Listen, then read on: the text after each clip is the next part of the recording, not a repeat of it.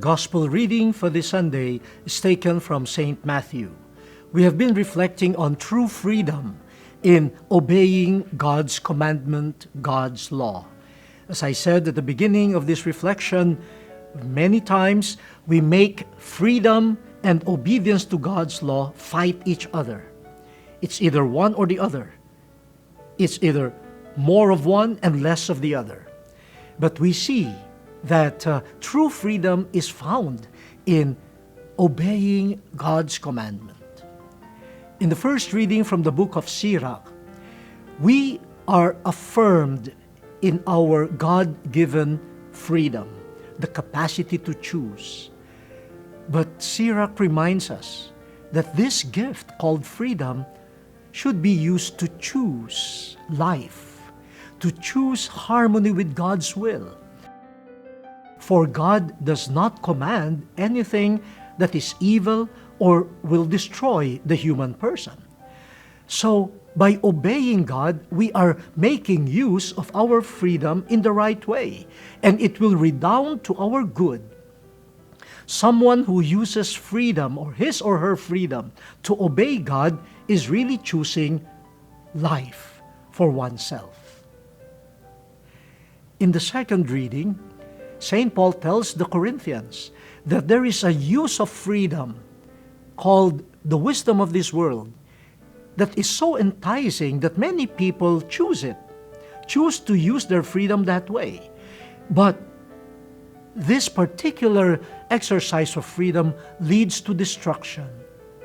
But thanks to the Holy Spirit poured into our hearts, human freedom can now be scrutinized, and we are able to discern what is in accordance with God's will. So it is not just freedom, it is also the grace of the Holy Spirit that will enable us to choose life found in God's law and in God's will. And hopefully, through grace and natural freedom, we will be able to find life in obeying God's will. In the Gospel, Jesus tells us that He came not to abolish the law, but to fulfill the law. Wow. So, we do not expect from Jesus, an attitude or even an action that will disregard the law or the will of God. In fact, the way He describes His mission is in terms of fulfillment of the law, fulfilling the law. How does Jesus fulfill the law? By allowing us to be totally free. How can we reach total freedom so that the law of God will not only be obeyed but fulfilled? In the gospel for today, the fulfillment of the law, the apex of freedom, is found in love.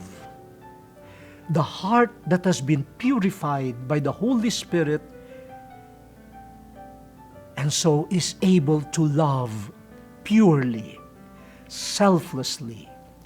Only in the heart where true love, pure love is found, can we also find true freedom and true obedience to the will of God.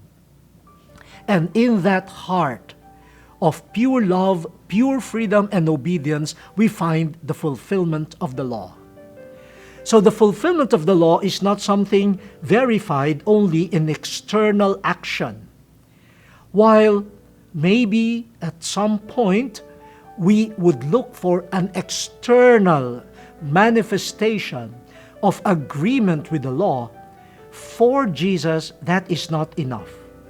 I may be doing an external action, but Jesus wants to see the heart. Is the heart totally free? Is the heart totally obedient? Is the heart totally in love? Without that, the external observance is a show. We know that.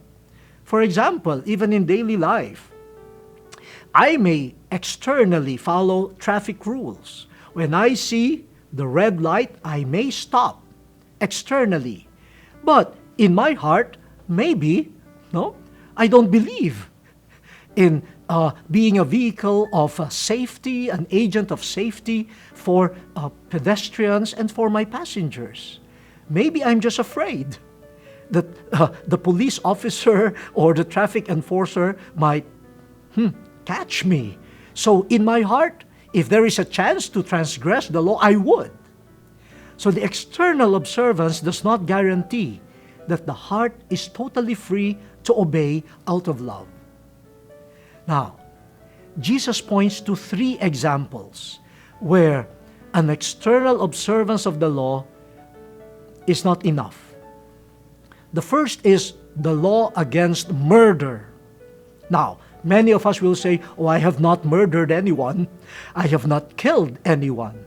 But Jesus says, wait, if you get angry, if you harbor hatred towards your neighbor, you are already committing murder.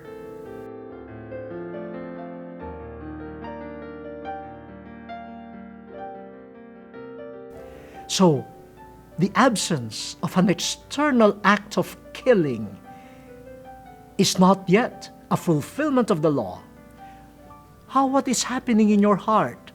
Remember, the external act of killing begins with enslavement to anger, to hatred, being unfree to love. And so that will lead to a desire to inflict harm on someone. So murder begins in an unfree heart that will probably not listen to the Holy Spirit and will just give vent to one's anger. The second is chastity, not committing adultery. Okay, many people will say, "Oh, I have been faithful to my wife, I've been faithful to my husband, I have not engaged in any external affairs." But Jesus is saying, wait a minute, what's happening in your heart? If a man looks lustfully at a woman, then adultery has already begun in one's heart.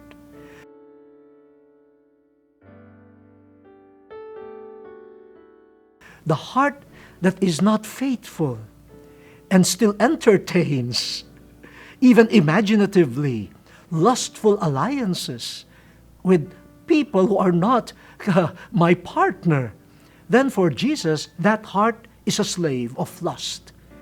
That heart is not fully free to love. And so that heart is already committing adultery. The third is in the area of truth. No? Some people take oaths, no?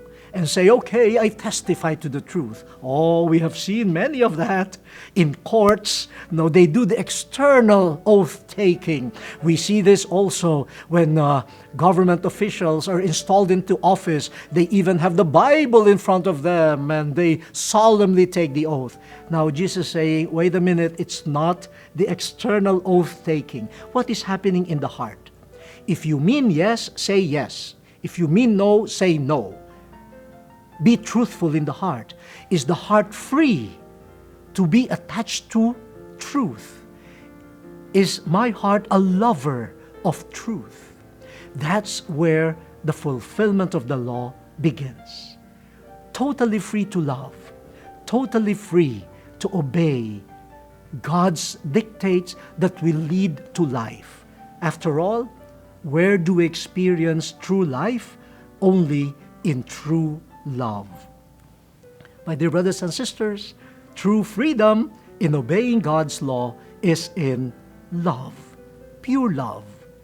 Pure love is not just obedience. Pure love is true freedom. And true love, pure love, leads to life. You know, my dear brothers and sisters, the world mourned the passing on of this great man, Nelson Mandela. We know the sufferings that he went through. But people who had known him also talked about his so-called conversion. The heart that has become bitter because of discrimination, of imprisonment, towards the end became free. Free to love.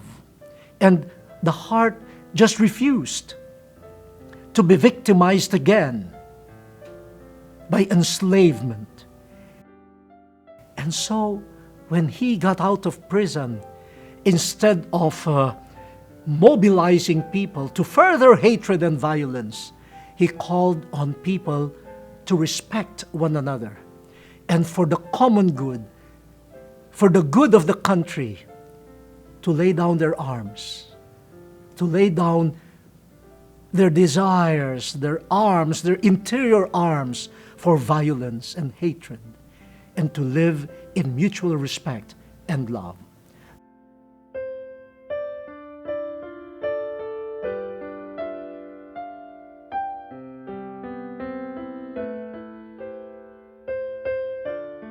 That is difficult. That is difficult. But it is possible. It is possible for even a heart that has been wounded to become free. Love of country, love of one's neighbor, and in this case, hopefully for us, love of God. True freedom, fulfillment of the law in love. The word has been exposed. Let us now fulfill it.